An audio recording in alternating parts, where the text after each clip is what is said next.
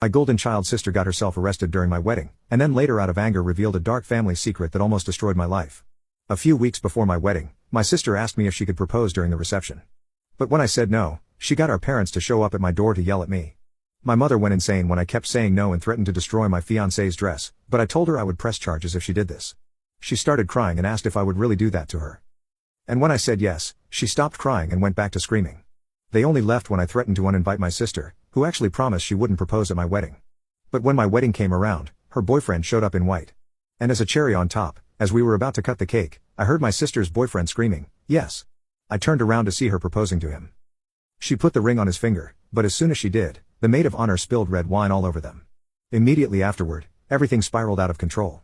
My sister was convinced we had planned the spill, thinking we wanted to embarrass her and her boyfriend. She was furious and caused a scene in front of all the guests. My wife, Amanda, and I felt the eyes of everyone on us. It was clear my sister couldn't let it go. She approached the maid of honor, who was already really embarrassed and trying to clean up the mess. Even though she tried to say sorry and explain it was an accident, it wasn't. My sister kept saying she did it on purpose. She began yelling and cursing at her, then she began to cry. This caused even more people to get involved trying to calm things down. I jumped in trying to cool things off, but it just made her louder and more upset. Out of nowhere, she stepped right up to me and shoved me. I was totally caught off guard and stumbled back. I pushed back and things got out of hand fast. We ended up scuffling, grabbing at each other's shirts, and before we knew it, we were swinging at each other. Then Amanda decided to call the police. When the police showed up, they talked to a bunch of people to figure out what happened. It was really embarrassing to explain the whole fight, especially in front of all our friends and family who were there to celebrate with us. In the end, the police decided it was best for my sister and her boyfriend to leave the party. As they were being led away, my sister kept yelling about how that war of a bridesmaid ruined their day. Even though it was a relief to see her go, I also felt sad because she's still my sister. After they left, the whole mood at the wedding was pretty down. A lot of guests started to leave too, saying sorry as they went.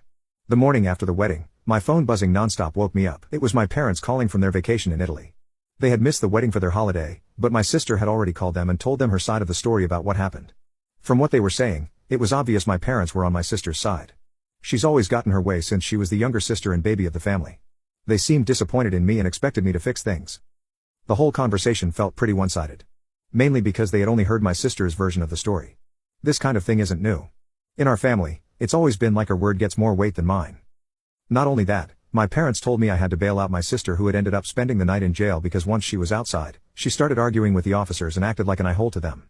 They also said I needed to replace her boyfriend's dress that got wine-stained during the wedding, which turned out to be the dress he was planning to wear at their own future wedding.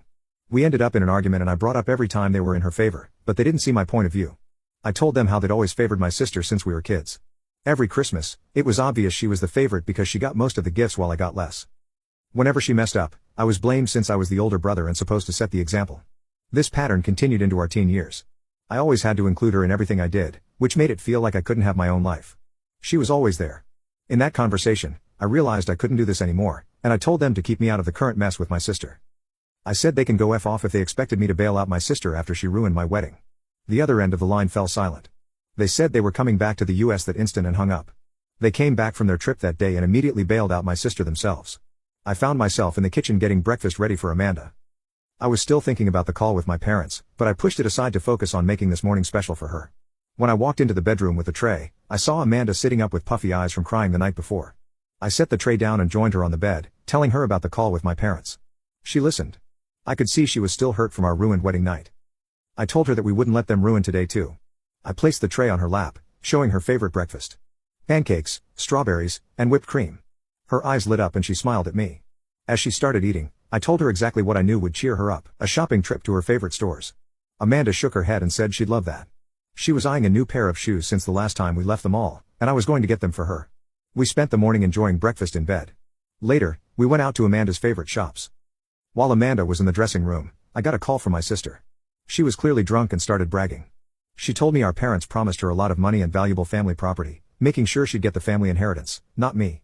I asked her what she was talking about, and she said that the reason why I was jealous of her was because our parents would make sure she was set for life, and nothing that I could do would change that. She told me about $101,000 in the trust that Dad made for us, but it only had her name on in the will. She said she saw Dad's will and that they wouldn't be leaving me a dime. The call ended suddenly.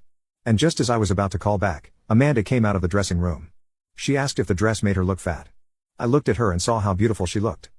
The dress fitting her perfectly. I smiled at her and I told her she looked stunning. I asked her if she wanted that one and if she was ready to go. I really wanted to go home at this point. She said we could get out of there, and we did. As we were driving home, Amanda seemed happier, and this made me content. When we pulled into the driveway, my heart sank.